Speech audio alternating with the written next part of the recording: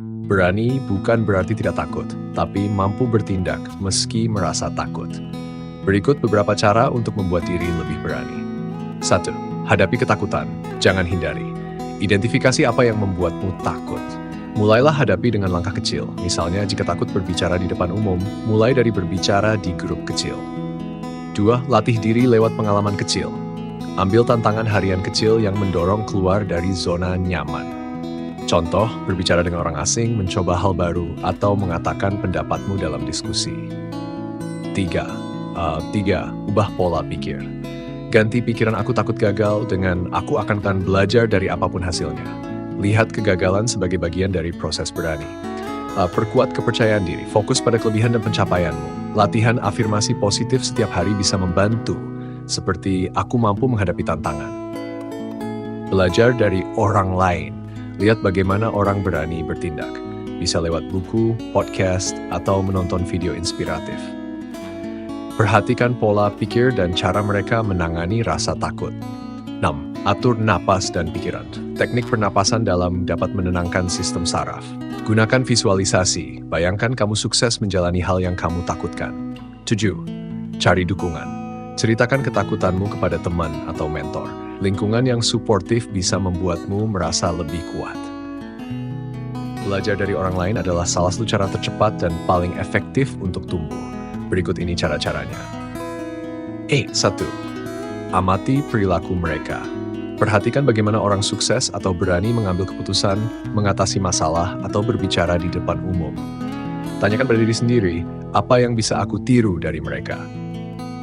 2. Dengarkan cerita dan pengalaman.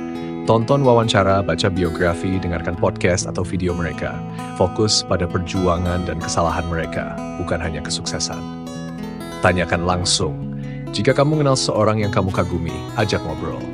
Ajukan pertanyaan seperti, bagaimana kamu mengatasi rasa takut? Apa keputusan paling berani yang pernah kamu buat? 4. Cari mentor atau role model. Temukan seseorang yang sudah pernah berada di posisi yang kamu tuju. Minta bimbingan atau sekadar jadikan mereka inspirasi saat kamu ragu. 5. Gabung komunitas atau grup belajar. Komunitas bisa jadi tempat saling belajar dan mendukung. Kamu bisa belajar dari pengalaman, kesalahan, dan keberhasilan orang lain secara langsung. 6. Tiru lalu sesuaikan. Gunakan prinsip ATM. Amati, tiru, modifikasi. Jangan hanya menyalin. Sesuaikan dengan kepribadian dan tujuanmu. Mendengarkan cerita dan pengalaman orang lain punya banyak manfaat yang bisa mempercepat pertumbuhan pribadi dan mental. Berikut beberapa manfaat utamanya. 1. Belajar dari kegagalan dan kesuksesan mereka.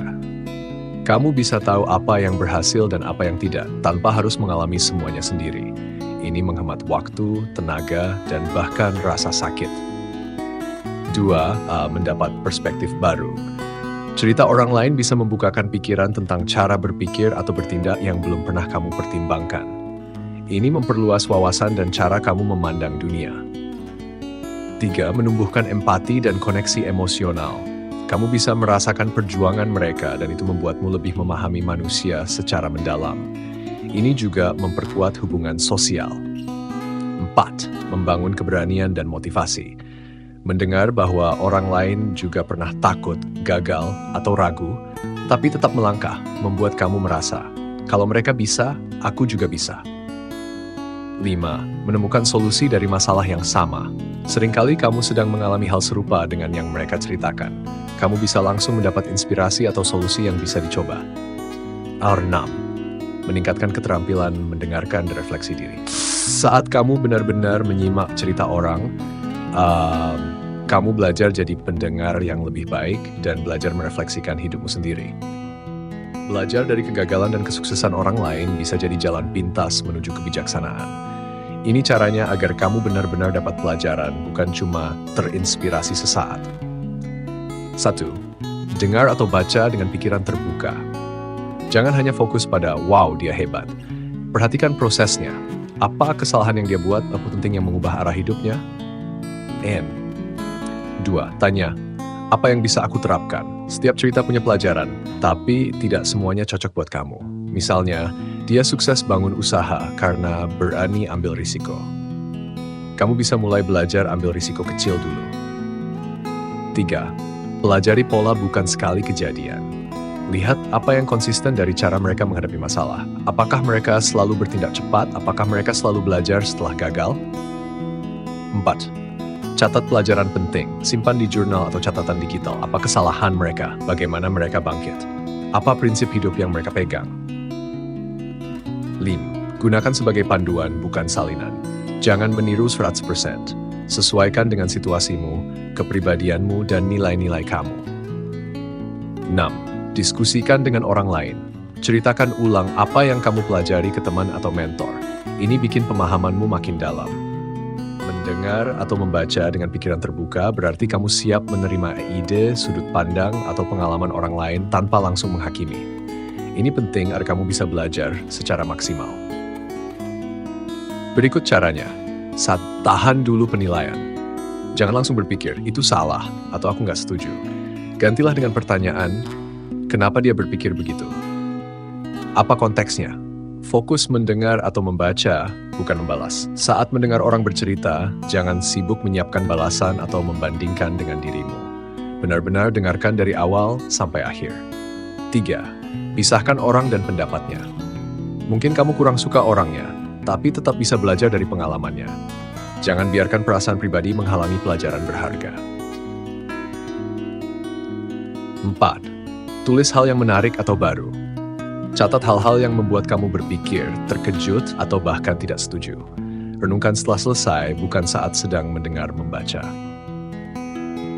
Ingat, setiap orang punya latar belakang yang berbeda. Mereka bertindak berdasarkan pengalaman hidup mereka sendiri. Kalau kamu berada di posisi yang sama, mungkin kamu akan bertindak serupa.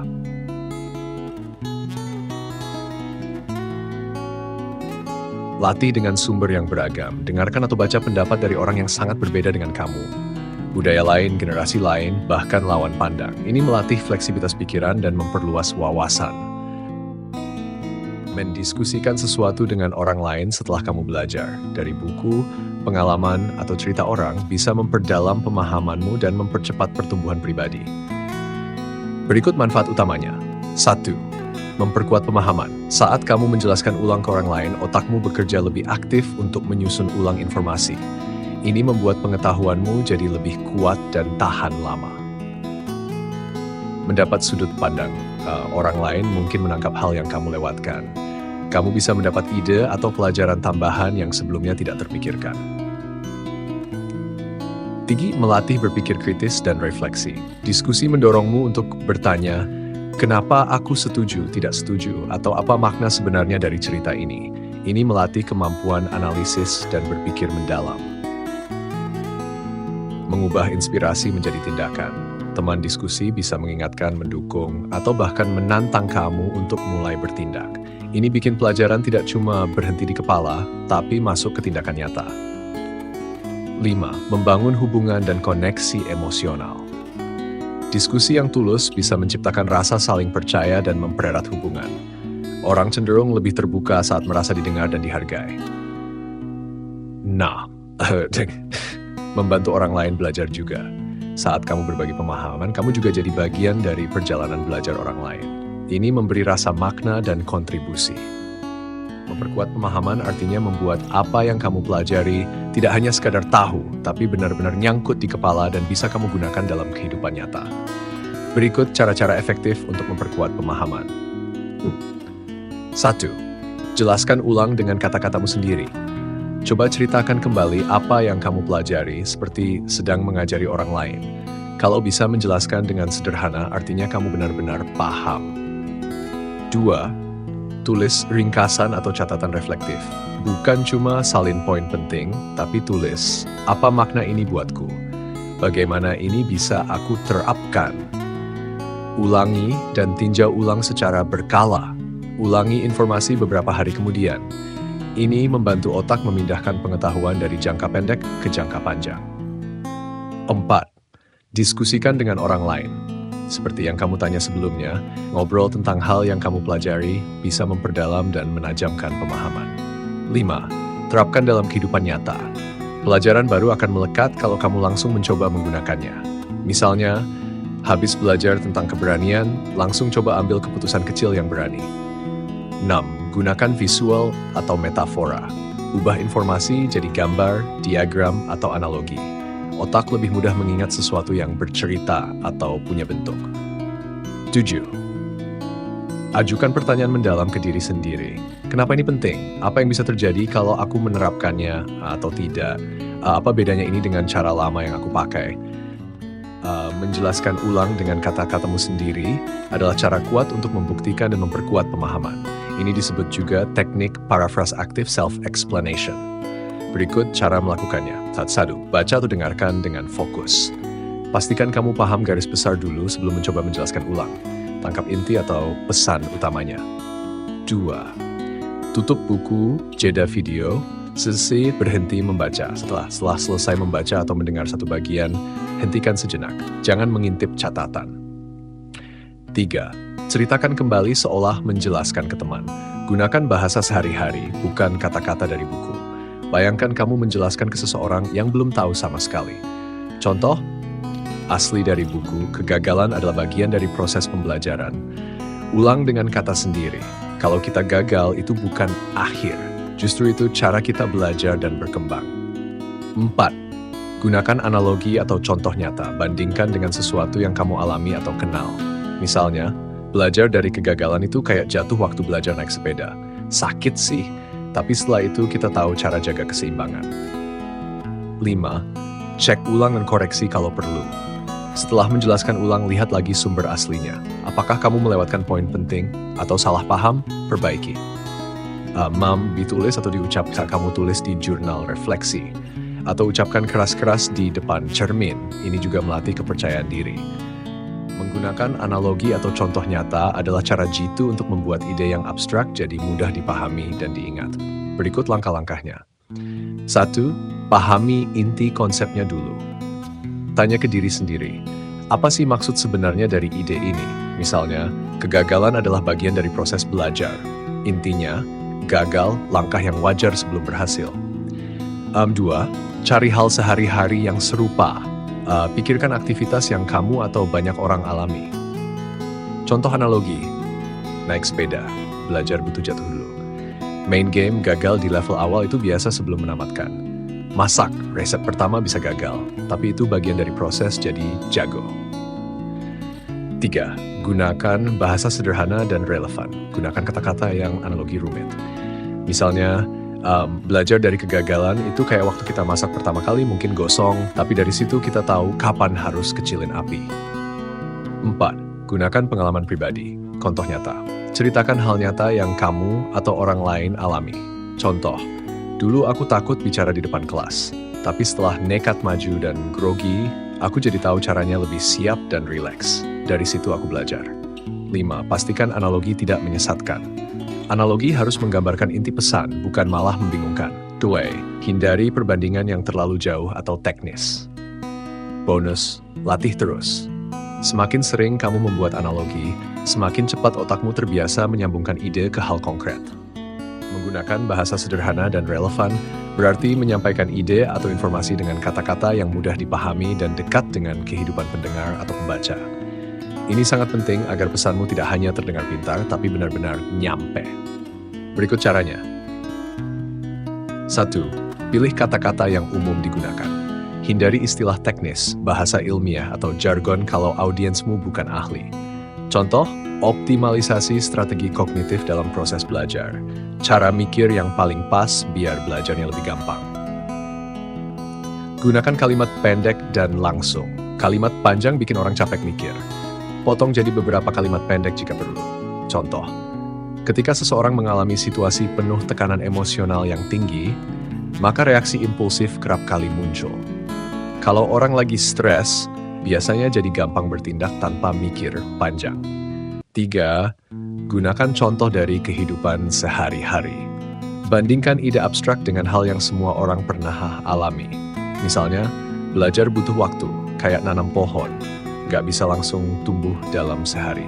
Sesuaikan dengan audiens. Kalau ngobrol sama teman, gunakan gaya santai. Kalau bicara di depan umum, sesuaikan bahasanya dengan tingkat pemahaman pendengar. Uji coba bisa dijelaskan ke anak kecil. Kalau anak 10 tahun bisa ngerti, berarti bahasamu sudah cukup sederhana. Ini disebut juga dengan tes nenek, tes anak SD. Gunakan gaya ngobrol, bukan kuliah. Bicara seolah-olah kamu sedang ngobrol, bukan mengajar. Contoh, intinya sih, jangan takut gagal. Soalnya gagal itu biasa.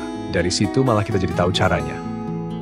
Menggunakan contoh dari kehidupan sehari-hari adalah cara yang sangat efektif untuk membuat konsep atau ide yang rumit jadi lebih mudah dipahami. Berikut beberapa langkah untuk memanfaatkan contoh sehari-hari dalam penjelasan. Header 1. Pikirkan hal yang paling dekat dengan pengalaman audiens. Pilih contoh yang akrab dan biasa dialami banyak orang. Semakin dekat dengan pengalaman sehari-hari, semakin mudah dipahami. Contoh, belajar itu seperti naik sepeda, pada awalnya pasti jatuh-jatuh dulu, tapi lama-lama bisa jalan mulus. 2. Gunakan aktivitas yang mudah dikenali. Contoh dari rutinitas harian seperti memasak, berbelanja, olahraga, atau bekerja. Misal tur waktu itu seperti bikin resep tentang masakan, terus tahu bahan apa yang harus diprioritaskan biar hasilnya enak. 3. Hubungkan konsep dengan proses yang progresif. Kalau penjelasanmu melibatkan suatu proses atau perubahan, pilih contoh yang menunjukkan kemajuan bertahap. Contoh, kita belajar bahasa baru kayak belajar main gitar. Awalnya susah, tapi lama-lama makin lancar kalau terus latihan. 4. Gunakan cerita kecil atau kisah pribadi. Ceritakan pengalaman pribadi yang relatable dan mudah dipahami, atau kisah orang lain yang pernah kamu dengar. Misalnya, pernah waktu kecil aku takut naik sepeda, tapi setelah dicoba terus-terusan akhirnya bisa juga. Gagal itu normal, yang penting jangan berhenti. 5. Sesuaikan dengan audiens. Misalnya, jika kamu berbicara ke anak-anak, pakai contoh sederhana seperti main game atau bermain bola. Untuk orang dewasa, pakai contoh yang lebih umum di dunia kerja atau kehidupan keluarga. Jangan takut menggunakan humor. Kadang, contoh yang lucu atau agak konyol justru lebih mudah diingat. Misalnya, kadang hidup itu kayak menata meja makan. Kalau nggak disusun rapi, bisa berantakan banget. Tapi kalau pelan-pelan, semuanya bisa jadi pas. Menggunakan cerita kecil atau kisah pribadi adalah cara yang ampuh untuk buat penjelasan lebih hidup dan relatable.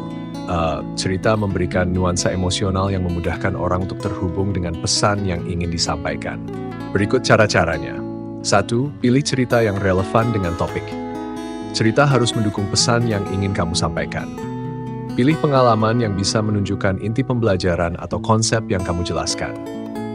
Misalnya, kalau topikmu tentang proses belajar, kamu bisa cerita tentang pengalaman kamu belajar sesuatu yang sulit.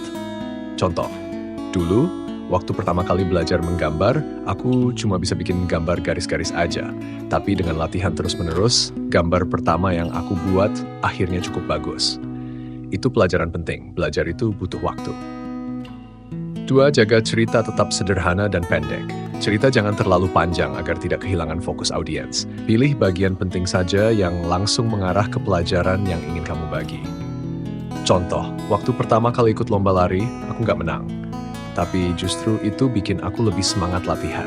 Tahun berikutnya aku jadi juara. 3. Buat cerita yang ada konflik dan penyelesaian. Cerita yang baik biasanya punya konflik dan penyelesaian. Ini menunjukkan bagaimana kamu mengatasi tantangan dan bisa memberi inspirasi. Saat pertama kali kerja di perusahaan baru, aku merasa tidak percaya diri. Tapi aku mulai belajar banyak dan akhirnya dipercaya memimpin proyek besar. Itu jadi pelajaran penting buatku. Jangan takut mencoba hal baru. Fokus pada emosi yang terlibat. Cerita yang baik juga melibatkan emosi, seperti rasa takut, cemas, bahagia, atau bangga. Ini membuat cerita lebih hidup dan bisa menghubungkan orang dengan pengalamanmu. Contoh, waktu aku pertama kali bicara di depan umum, aku benar-benar takut. Tapi saat mendengar tepuk tangan setelah selesai, itu rasanya luar biasa. Itu bikin aku lebih berani di kesempatan berikutnya. 5. Tunjukkan perubahan atau pembelajaran dari cerita. Setiap cerita harus berujung pada pembelajaran atau perubahan yang kamu alami. Ini yang membuat cerita jadi berarti. Contoh, setelah gagal berkali-kali di ujian, aku sadar bahwa aku harus belajar dengan cara yang berbeda. Dari situ, aku mulai mencari metode belajar yang lebih efektif dan hasilnya jauh lebih baik. 6. Sesuaikan dengan audiens. Pilih cerita yang sesuai dengan pengalaman atau minat audiensmu. Jika audiens lebih muda, cerita tentang pengalaman belajar atau hal-hal yang mereka hadapi sehari-hari akan lebih efektif. Menggunakan cerita pribadi membantu audiens merasa lebih dekat dengan kamu dan pesan yang ingin disampaikan. Jika kamu ingin, aku bisa bantu kamu mencari cerita pribadi yang sesuai dengan topik tertentu. Menggunakan humor dalam komunikasi atau penjelasan adalah cara yang efektif untuk membuat pesan lebih menarik dan menyenangkan. Humor juga membantu mengurangi ketegangan dan membuat orang lebih terbuka. Berikut cara-cara untuk menggunakan humor tanpa takut dan dengan tepat. Term 1. Sesuaikan humor dengan audiens. Kenali siapa yang mendengarkan atau membaca. Humor harus sesuai dengan latar belakang, usia, dan minat audiens. Yes, hindari humor yang bisa menyinggung atau membingungkan audiens. Contoh, jika kamu bicara di depan teman-teman dekat, kamu bisa menggunakan humor santai. Misalnya, pernah nggak sih ngerasa udah kerja keras banget tapi hasilnya kayak buat apa? Sama kayak masak nasi, kalau lupa matiin kompor, ya sudah, gosong. 2. Gunakan humor untuk mengilustrasikan konsep. Humor bisa membantu menjelaskan konsep yang sulit dengan cara yang lebih ringan. Kadang hidup itu kayak ngatur meja makan. Kalau nggak disusun dengan rapi, bisa berantakan. Tapi kalau disusun rapi, ternyata lebih enak dilihat. Kalau nggak begitu, malah kayak meja makan saya selalu penuh dengan makanan yang tumpah. 3. Jangan berlebihan. Humor yang terlalu sering atau berlebihan bisa mengurangi keseriusan pesan. Gunakan humor secara moderat. Contoh, jika kamu sedang menjelaskan tentang kegagalan. Waktu saya pertama kali main bola, saya pikir saya Ronaldinho. Malah jatuh-jatuh di tengah lapangan. Tapi ya, setidaknya saya tahu saya nggak bakal jadi atlet profesional. 4. Gunakan humor untuk meredakan ketegangan. Jika topik yang dibicarakan cukup berat atau serius, humor bisa menjadi cara yang baik untuk meredakan suasana. Kalau kamu merasa stres, ingat, bahkan Google pun pernah salah. Dan kita nggak pernah lihat orang-orang yang kaya dari jawab kecepatan di Google, kan? 5. Ciptakan kejutan atau punchline. Humor seringkali datang dari kejutan, sesuatu yang tidak terduga dan langsung mengena. Contoh, saya suka bilang ke orang, jangan khawatir, kamu pasti bisa. Dan mereka selalu senang. Kecuali saya bilang itu ke orang yang lagi di ujiannya, itu malah bikin mereka panik.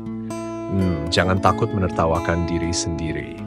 Humor yang melibatkan diri sendiri membuatmu tampak lebih mudah didekati dan manusiawi. Ini juga menghindari kesan arogan. Contoh, jujur saja saya pernah cemas banget sebelum presentasi. Kalau dihitung-hitung, saya lebih banyak cemas daripada tidur malam sebelumnya. Tapi ya, untungnya saya berhasil walaupun masih agak gemetaran. 7. Kenali batasannya. Pastikan humor tidak mengarah ke hal yang bisa menyinggung atau membuat orang merasa tidak nyaman. Selalu pastikan bahwa lelucon yang kamu pakai tetap menghormati perasaan orang lain. Menggunakan humor dengan bijak bisa membuat pesan lebih menyenangkan dan mengurangi ketegangan, apalagi jika topiknya berat atau formal. Menggunakan kalimat pendek dan langsung dalam komunikasi memiliki banyak manfaat, terutama dalam menyampaikan pesan dengan jelas dan efisien. Berikut beberapa manfaatnya. Meningkatkan kejelasan pesan. Kalimat yang pendek dan langsung membuat pesan lebih mudah dipahami karena tidak ada kalimat yang berbelit-belit. Ini menghindari kebingungan dan memastikan audiens menangkap inti pesan tanpa harus berpikir keras. Contoh, jangan takut gagal. Gagal itu normal. 2. Menghemat waktu dan energi. Kalimat pendek menghemat waktu pembaca atau pendengar sehingga mereka bisa langsung mengerti apa yang kamu maksud tanpa perlu mencerna banyak kata. Orang cenderung lebih suka informasi yang cepat dan langsung, apalagi di zaman serba cepat seperti sekarang. 3. Meningkatkan fokus dan daya ingat. Pesan yang disampaikan dengan kalimat singkat lebih mudah diingat. Kalimat panjang atau rumit bisa membuat orang kehilangan fokus, sementara kalimat pendek mengingatkan mereka pada inti pesan dengan cepat. Contoh, proses butuh waktu. Ini langsung mengingatkan orang pada konsep kesabaran. 4. Mengurangi risiko kesalahpahaman. Kalimat panjang atau berbelit-belit bisa menimbulkan interpretasi yang salah. Kalimat pendek mengurangi potensi kebingungannya. Ini juga memudahkan kamu untuk menyampaikan dengan lebih tepat. 5. Meningkatkan keterlibatan dan respons. Orang cenderung lebih responsif terhadap pesan yang jelas dan to the point. Jika kamu menyampaikan sesuatu dengan langsung, mereka lebih cepat bereaksi. Menggunakan kalimat pendek juga menghindari rasa bosan atau kelelahan yang mungkin muncul karena mendengar atau membaca sesuatu yang panjang. 6. Mempermudah percakapan atau presentasi. Ketika berbicara di depan orang atau dalam diskusi, kalimat yang langsung dan jelas membuat percakapan lebih lancar. Ini membantu audiens untuk mengikuti alur percakapan tanpa merasa bingung. Menghindari over-explaining. Kadang kita merasa perlu menjelaskan sesuatu secara detail, tetapi ini malah membuat pesan jadi kabur.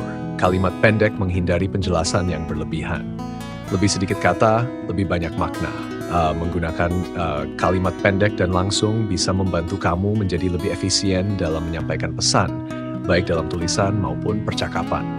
Menghindari saat penjelasan berlebihan penting agar pesan yang kamu sampaikan tetap jelas, fokus, dan tidak membingungkan. Berikut cara-caranya. 1. Tahu inti yang mau disampaikan. Sebelum bicara atau menulis, tanyakan ke diri sendiri, apa satu hal utama yang ingin aku sampaikan? Fokus pada inti gagasan, bukan semua detail. Contoh, daripada, saya ingin menjelaskan tentang pentingnya manajemen waktu dalam kehidupan sehari-hari yang padat dan bagaimana kita bisa membaginya secara seimbang. Lebih baik, manajemen waktu penting supaya kita tetap produktif tanpa stres. 2. Gunakan kalimat singkat dan padat. Hindari kalimat panjang dengan banyak anak kalimat. Gunakan kata yang langsung ke poin utama. 3. Hindari pengulangan yang tidak perlu. Ulangi hanya jika memang perlu memperkuat pesan. Jangan jelaskan hal yang sama dengan cara berbeda terus-menerus. 4. Beri ruang untuk bertanya. Sampaikan poin utama dulu, lalu beri kesempatan orang lain bertanya jika mereka ingin tahu lebih jauh. Ini lebih baik daripada menjelaskan semua hal sekaligus. 5. Gunakan contoh singkat. Pilih contoh yang langsung menggambarkan pesan, bukan cerita panjang yang melantur. Contoh belajar butuh proses, seperti tanam benih, nggak bisa langsung panen. 6. Latih kebiasaan menyampaikan dalam 1-2 kalimat. Coba biasakan menjelaskan sesuatu hanya dalam 1-2 kalimat dulu. Kalau perlu, baru tambahkan. Cermati respons pendengar. Kalau orang mulai terlihat bingung atau tidak fokus, bisa jadi kamu terlalu banyak menjelaskan. Saatnya berhenti dan tanya. Sampai sini jelas? Kesimpulan. Penjelasan yang terlalu panjang bisa bikin pesan utamamu, sampaikan secukupnya, beri ruang dan tanggapi jika audiens butuh lebih. Kalau kamu punya kalimat atau paragraf yang terasa terlalu panjang, kirimkan saja, aku bisa bantu sederhanakan. Mau coba?